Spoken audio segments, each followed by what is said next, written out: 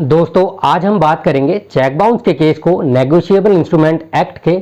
किन किन प्रोविजंस के माध्यम से कोर्ट में फाइल किया जाता है और हम जानेंगे कि इसमें सज़ा कितनी होती है और यदि अक्यूज कोर्ट में सम्मन मिलने के बाद भी अपीयर नहीं होता है तो उसके क्या क्या कॉन्सिक्वेंसेस हो सकते हैं, आज हम इस वीडियो में जानेंगे। दोस्तों यदि आपने मेरे इस चैनल को अभी तक सब्सक्राइब नहीं किया है तो मेरे चैनल को सब्सक्राइब कीजिए ताकि मेरे द्वारा बनाई जाने वाली सारी वीडियोस आप तक समय पर पहुंचती रहें। दोस्तों जब आप किसी पर्सन से चेक ले लेते हैं और उस चेक को जब आप अपने बैंक में डालने के लिए जाते हैं कैश निकालने के लिए, तब आपको कैश नहीं मिलता है और वह चेक बाउंस हो जाता है, तब आप बहुत परेशान हो जाते हैं। दोस्तों आपके पास में जब एक ही ऑप्शन बचता है कि उस पर्सन के खिलाफ सेक्शन 138 नेगोशिएबल इंस्ट्रूमेंट एक्ट में केस फाइल किया जाए। दोस्तों नेगोशिएबल इंस्ट्रूमेंट एक्ट में सेक्शन 138 से सेक्शन 147 तक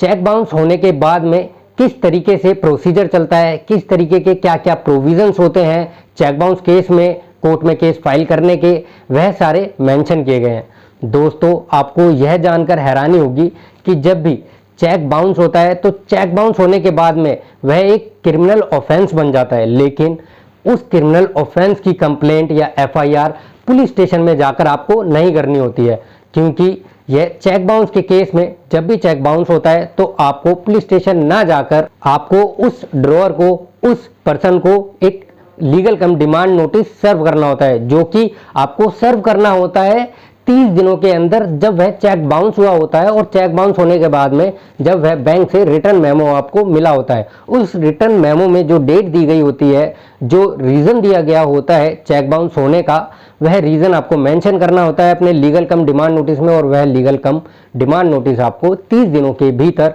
उस ड्रॉअर को, उस पर्सन को सर्व करना होता है। दोस्तों लीगल नोटिस सर्व करने के बाद में आपको 15 दिन का वेट करना होता है। जी हाँ दोस्तों, 30 दिन के अंदर आपको लीगल नोटिस सर्व करना होता है और 15 दिन तक आपको वेट करना होता है उस ड्रॉअर के, उस पर्सन के रिप्लाई का। या तो वह आपको रिप्लाई करेगा या फिर वह आपको आपका पैसा वापस देगा। यदि वह आपका पैसा वापस नहीं देता है, रिटर्न नहीं करता है, तब आपके पास में एक ऑप्शन यह बचता है कि आप अगले 30 दिनों के भीतर, उस 15 दिन के बीत जाने के बाद में जो 30 दिन का टाइम बचता है, उस 30 दिन के टाइम पीरियड के अंदर आपको judicial magistrate of first class की कोर्ट में केस फाइल करना होता है उसके खिलाफ में। दोस्तों चेक बाउंस का केस जब भी कोर्ट में फाइल हो जाता है तब अक्यूज को कोर्ट में अपीयर होना होता है और वह रीजंस बताने होते हैं कि वह चेक बाउंस किस रीजन से हुआ है और उसकी लायबिलिटी उस पैसे को देने की बनती है या नहीं बनती है। दोस्तों यदि पनिशमेंट की बात की जाए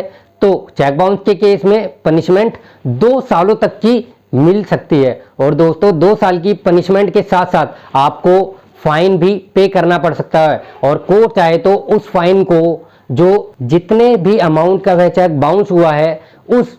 चेक के अमाउंट का डबल पे करने के लिए फाइन के रूप में आपको बोला जा सकता है, और कोर्ट चाहे तो आपको 2 साल तक की सजा के साथ साथ आपको फाइन भी कर सकती है। तो दोस्तों जब भी केस फाइल किया जाता है सेक्शन 138 नेगोशिएबल इंस्ट्रूमेंट एक्ट का कोर्ट में, तब कोर्ट उस अक्यूज को, उस ड्रॉअर को सम्मन सर्व करती है, और सम्मन सर्व करने के बाद में उस पर्सन को, उस अक्यूज को कोर्ट में जो सम्मन में दी गई डेट होती है उस डेट पर अपीयर होना होता है उस कंसर्न कोर्ट के अंदर। यदि कंसर्न कोर्ट के अंदर उस डेट पर अक्यूज अपीयर नहीं होता है तब उस अक्यूज के खिलाफ कोर्ट बेलेबल वारंट इशू कर सकती है, BW इशू कर सकती है। जी हाँ दोस्तों, BW इशू करने के बाद में भी यदि वह अक्यूज अपीयर नहीं होता है कोर्ट में नेक्स्ट डेट पर, तब कोर्ट के पास में पावर है कि वह उस अक्यूज के खिलाफ एक NBW इशू कर सकती है।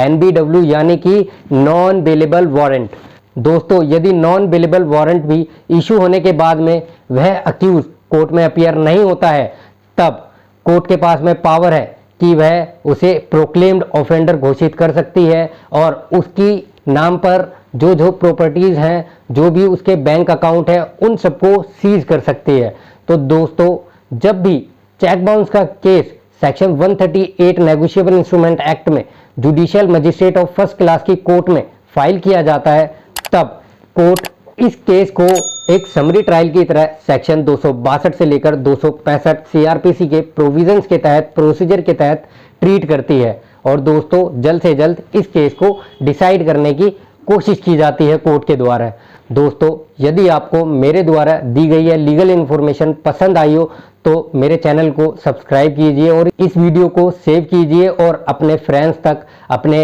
रिलेटिव्स तक इसको शेयर कीजिए।